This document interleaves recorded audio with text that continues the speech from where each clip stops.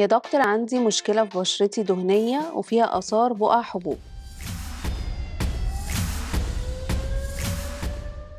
أفضل حاجة نعالج بيها البقع أو التصبغات اللي بعد الحبوب إن يكون فيها ريتينول، لأنه بيساعد جدا على علاج التصبغات وبيساعد كمان إن احنا نجدد خلايا البشرة.